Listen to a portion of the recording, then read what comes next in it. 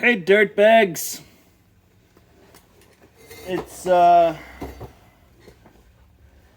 video about gear for dirtbags. Because I'm a dirtbag and I vote. This is a who knows what year, but mid-70s Gibson L6-S that has been, as it were, rode hard and put up wet. The lighting's not wanting you to see just how worn in this fingerboard is. There is no finish on the back of this neck. I super glued the body back together. Who knows what sticker once lived here. The bridge is more or less like rusted shut. The pickups are somehow original. The electronics were like, the settings were original, but something had happened in there that was just like reprehensible. Somebody took a hot soldering iron and just sort of like raked it across all of the wires without doing anything. So I found and it just wasn't, the wiring in here is pretty fucking weird. It has an inductor as well as a 6-way position switch. And the 6-way switch like needed to be replaced for sure, and everything else like kind of worked. And I was like, what the fuck this? And I found somebody who just built a wiring harness for this guitar, and I dropped it in, and it more or less worked. All of the original positions are here, but the person who was kind enough to wire, well, not kind enough, I mean, I paid him for it, but the person who wired the switch did it backwards, and also used a switch that was too tall for the cavity. So that was kind of annoying, but it's not like I was spoiled for choice on people that were offering L6-S harnesses. There's not a ton of them out there. I like, this guitar has always been just so goofy and funny when I've seen it, and then I was able to trade with my buddy Jeremy for something that for Bronco Vibro Champ, and it is just so, I like it so much. It looks like somebody sat on a Les Paul, and it is 24 3/4 length, but the neck kind of feels like an SG, but it's really comfortable to hold. It's like way less stupid feeling than it is looking. These are, I'm not gonna be able to reverse it in my brain. Well, yeah, I can. So like position 1, if you had a normal version that wasn't flip-flopped, would be both pickups in series. Position 2 is bridge pickup by itself. Position 3 is both pickups in parallel. Position 4 is out of phase with an adjective. Position 5 is whatever pickup I didn't say earlier by itself, and position 6 is out of phase with a different adjective. And you've got a master tone, a master volume, and then a mids roll off, which I am really learning to love. And I'm playing, the reason why this is a rig for dirtbags is that I'm into a similar era.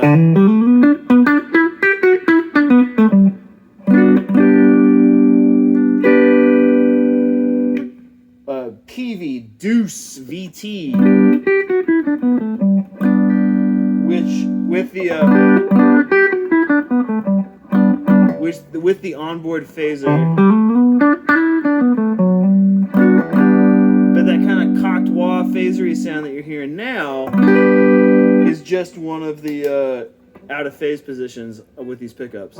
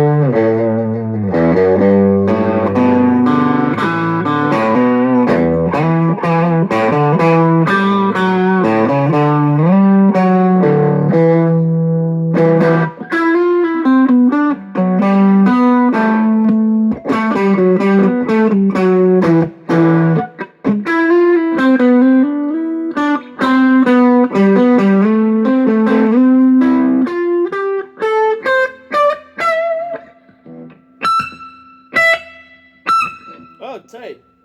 This is 24 frets. Check Just realized that.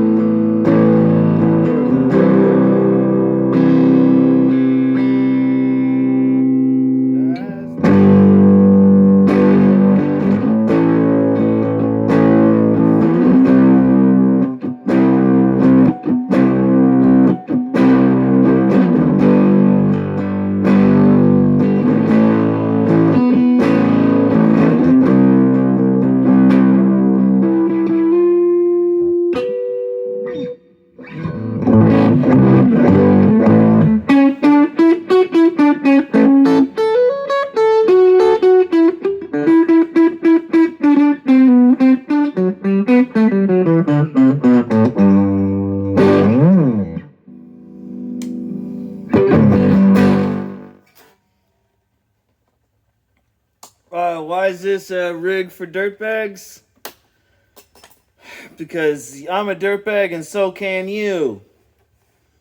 Also because these are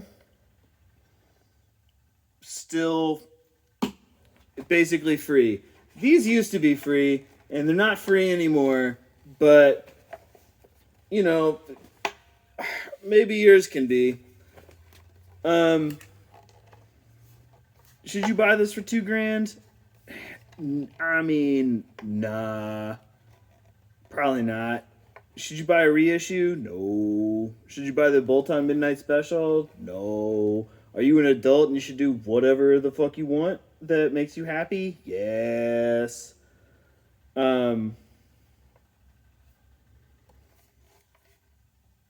guitar is fucking sick. It's also all maple, which rules, from Gibson.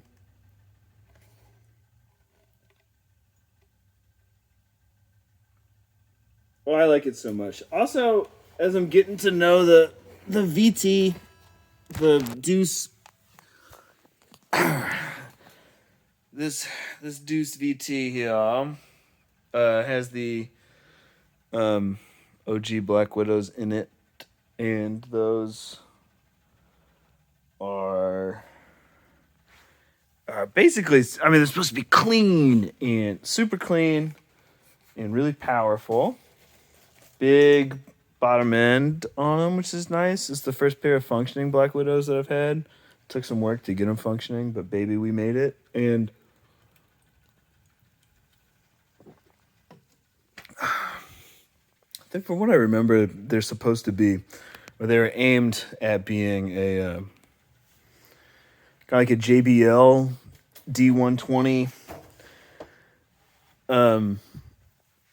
but more substantial and kind of like a electro voice and a JBL D120 at the same time. And they're successful. Also, I wonder, here I am, wondering, is the Peavey Deuce, is the main guitar tone from Cloud Nothing's 2014 record, whose name I can't remember, but it's the best one. Is it just straight in to a Peavey Deuce VT series? Because it sure fucking sounds like it to me. And I was gonna sell this to my friend Paul, but now that I'm playing it more, I don't want to do that. I want to keep it. We were just hearing the normal channel straight in. Any differences in gain and output and stuff was just me messing with the pickups. And then the affected channel, you get a mid band EQ instead of just bass and treble, and you get a post and a pre amp volume, which you also get on the normal channel. And then we end with I didn't show it to you because I don't know, I didn't fucking feel like it. But the phaser, which is stupendous. It's such a good sounding phaser. And then a master reverb in all old PV amps. The reverb is just, it's just my favorite. It's a little bit different than the, where is it? No, not over there. Where is it? I can't see it. Oh, well, yeah, okay. So that is a 1967 Epiphone, but then behind this big ATA case, there is a early 70s classic. And this Deuce's reverb is a little different, but still excellent. And this just feels like a nice cozy hang now that I'm here on the floor with you. And I would not pay. Sometimes these still show up around me in Central North Carolina for like $100. Absolutely worth it for $100. Buy it and then do whatever it needs fixing wise, which is probably going to be a recap and maybe a new set of speakers. People are going to try and sell them to you for like $300, and you could. Are they worth is it $300 worth of amp? Absolutely. Is it? Oh, it's just like, why are you buying new amps? Like, I don't. It is completely baffling to me why any of you are like, you know what, I should really purchase an amplifier direct from the manufacturer. What are you doing? I can think of a lot of different reasons why this is a good idea, buying an amp for a manufacturer, but most of them are fake and not real. And if you don't know how to buy used amps, that's okay, but you can learn and you can have a lot more fun doing what I do instead of trying to fucking, save up all your money so you can spend $1,000 on a current issue Princeton reverb. You don't do that.